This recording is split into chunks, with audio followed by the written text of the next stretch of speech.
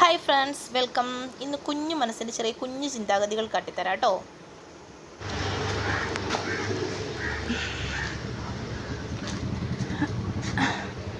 ഇത് എന്നതാ പാപ്പിക്കുട്ടായി വെച്ചേക്കുന്നേ? എന്തിന്? ഇതിലെങ്ങനെ കാക്ക വെള്ളം കുടിക്കുന്നേ?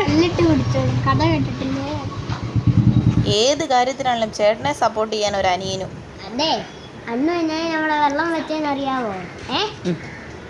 അവിടെ കഥയൊക്കെ പറഞ്ഞത് ശരിയാണോന്ന് അറിയണ്ടേ, അതുകൊണ്ടാണ്. ഏതായാലും ഗൈസ് നമുക്ക് നോക്കാം, കാക്ക കല്ലിട്ട് വെള്ളം കുടിക്കുവോ അതിലിറങ്ങി വെള്ളം കുടിക്കുവോ എന്നുള്ള കാര്യം. ഇത് കണ്ടോളൂ ഫ്രണ്ട്സ്, രാവിലെ എൻ്റെ മക്കളുടെ ബ്രേക്ക്ഫാസ്റ്റ് കഴിക്കാൻ വരുന്ന ഫ്രണ്ട്സിനെ കണ്ടോ, ദോശ തിന്നാൻ വന്നിരിക്കുന്നതാണ്. അവർ കഴിച്ചില്ലെങ്കിൽ അവർക്ക് ഭയങ്കര മൃഗസ്നേഹമാണോണേ. ഇത്ര പേരാണെന്നറിയാവോ?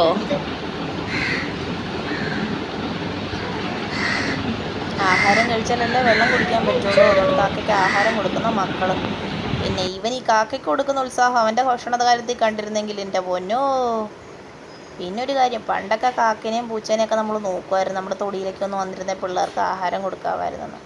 ഇന്നിപ്പോൾ അതിൻ്റെ ഒന്നും ആവശ്യമില്ലല്ലോ. എല്ലാവർക്കും മൊബൈൽ ഫോണും കാര്യങ്ങളും ഒക്കെ ഉണ്ടല്ലോ മക്കൾക്ക് കഴിക്കാനല്ലേ.